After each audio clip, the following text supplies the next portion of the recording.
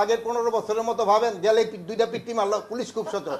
আমরা তো ওই পুলিশ চাচ্ছি না, আমরা তো মানবিক পুলিশ চাচ্ছি। আমি তো বহুবারই বলছি আমরা এই ব্যাপারে পররাষ্ট্র মন্ত্রণালয়ের সাথে আমরা বেশ কয়েকবার যোগাযোগ করেছি এবং আমাদের যে পররাষ্ট্র হাই কমিশনার আছে ইন্ডিয়ায়, সেও আমাদের অফিসেও আসছিল, তার সাথেও আমাদের কথা হয়েছে।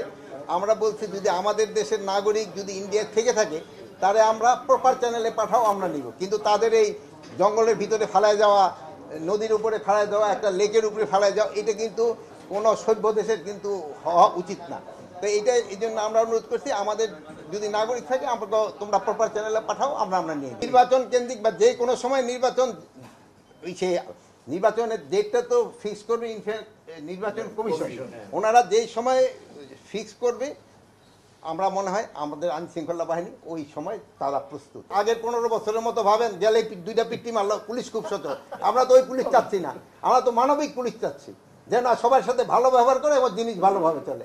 এখন যদি আমাদের ভাবে যে পুলিশের কাজ হবে খালি দুইটা বাড়ি মারবা, দুইটা লাথি মারবা, ওই পুলিশটা আমরা চাচ্ছি না। আমরা পুলিশ থেকে মানবিক পুলিশ, এখন পুলিশ হলো মানবিক পুলিশ। এই জন্য লোকজন ভাবতেছে পুলিশ সচেতন হয় না, যেহেতু ভালো ব্যবহার করে এই জন্য ভাবতেছে পুলিশ। পুলিশ কিন্তু আগের থেকে আরো বেশি অ্যাক্টিভ।